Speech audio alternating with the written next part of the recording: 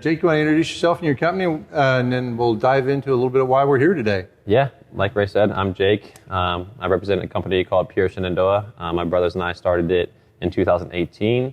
We do cannabinoid production, manufacture our own oils.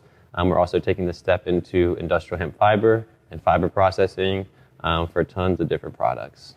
And that's one of the reasons that I wanted to come out today, because I was interested and reached out to you. I was referred to you by a friend and colleague. You guys embody so much of the story that is the industrial hemp industry, from regeneration agriculture, Yep. from the industrial plant in and of itself. You went headlong successfully. There's a lot of bloodshed along the way on the cannabinoid side, but you're also into the fiber side, and that's why we're here in front of the fiber bale with the last year's harvest back behind us as well, and a little bit drawing both pictures on that. And so a little bit of what people nicknamed the Great Pivot, going from cannabinoid to fiber.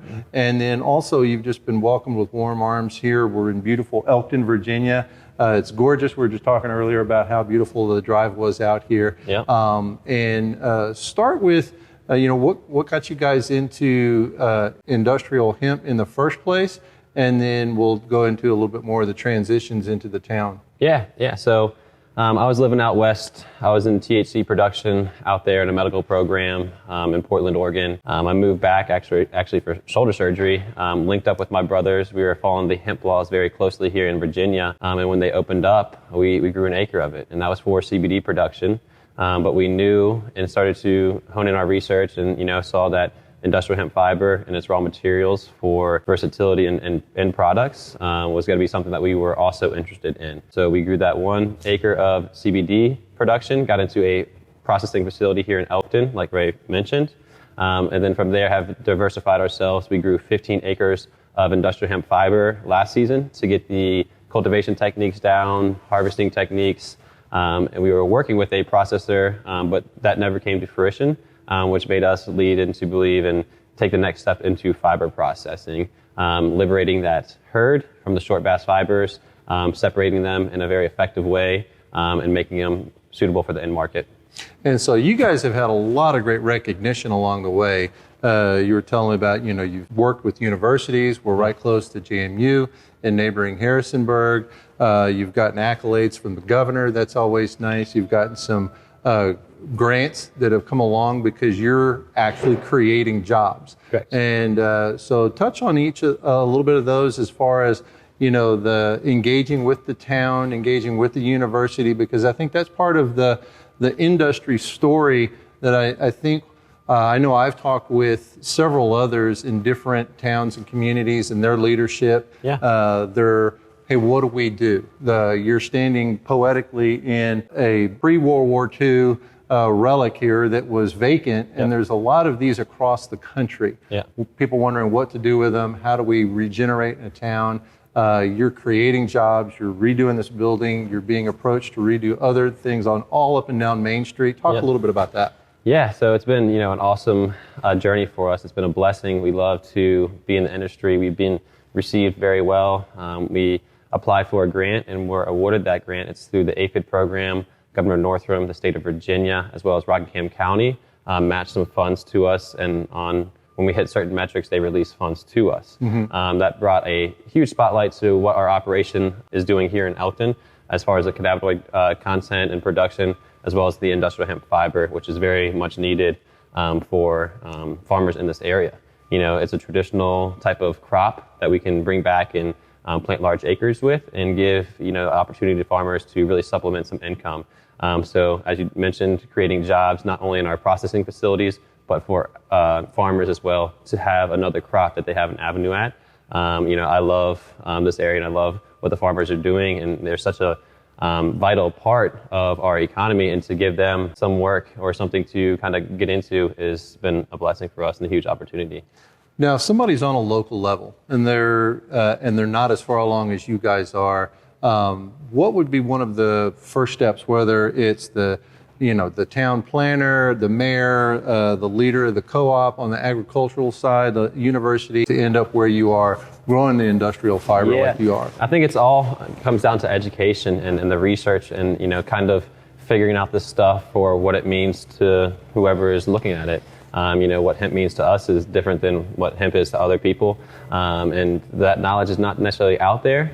So we've done a really good job, and we have a great team here that just attacks anything in this industry to learn it, understand it, and to share this education and push this industry forward, not only for our company, but everyone here in the state of Virginia and the United States. Now tell us a little bit about the educational programs that aren't just online, where people find it on YouTube, but some of the agritourism that you're doing in this area, because we're like 7 minutes from a very popular resort in the area that's trafficked by a lot of folks that come out of DC for the weekend or week-long vacation, things like that. How's that been going? So we're still opening up for agritourism. We have a couple license outs and a couple different pivot points that we're going to be going through. So we're still waiting to hear back on some of that information on exactly which direction we're going to take this thing. But the main focus this season is the industrial hemp fiber processing, getting all those acreage allotted to the farmers that are going to have success with it, be operational on our fiber processing facility, and then take those steps into agritourism, more education. We love to have people through our facility to kind of see firsthand, because it makes a lot more sense. That's how I learned too, is just kind of visualizing it and seeing it firsthand. Yeah, it really opens it up, especially getting here in person and being able to see. It's like, oh wow, that's a whole, it's almost as tall as me, bale of industrial hemp fiber, and then how you process that, where it's different, how it's processed and grown different. And then it's just enjoyable to learn and feel that connection with the process and the finished product. And then looking forward to a lot of people supporting you along the way as you go from step 1, step 2, step 3. Now, one of my favorite things, and this is kind of where I was going with the industrial trends and the market trends, one of my main focuses is building with hemp. And talk a little bit about some of the projects that you see, and especially how you see yourself as a processor connecting some of those dots, because I think the processors and the growers are going to play a real pivotal role in working with the construction side of things. 100%, right? And so right now, this year, we're going to be doing a lot of proof of concept to make sure farmers know how to plant, harvest this stuff efficiently, that it's a viable crop for them to grow, as well as processing it and getting it to the right end markets. Early on, we're going to be focusing on animal bedding and short bass fibers for insulation, but we're also going to be doing some research into hempcrete for building materials and that type of thing. And we have a couple different projects that we're working on that are going to come to fruition, and we're going to use hemp in those projects. So that's going to be super exciting stuff. Again, firsthand application so people can understand and see the benefits right before their eyes. Yeah. And so there's a few links that we'll put down in the show notes about the U.S. Hemp Building Association and any others that you want us to share to where that education can make its way out. We hope you enjoy. And if you have any questions, reach out to myself or Jake, and we'd be happy to share more with you. Are there any parting thoughts that you'd like to share and things that you want people to take away and know? Well, my favorite thing about hemp, and you kind of already touched on it, is the sustainability through cultivation, through processing and end products.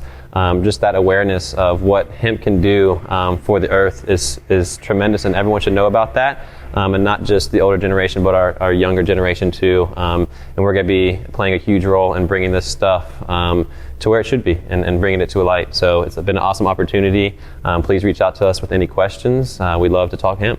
Yeah, that sustainability piece is one of my favorites, is because I was first drawn to hemp as a building material just because it's a superior product by far.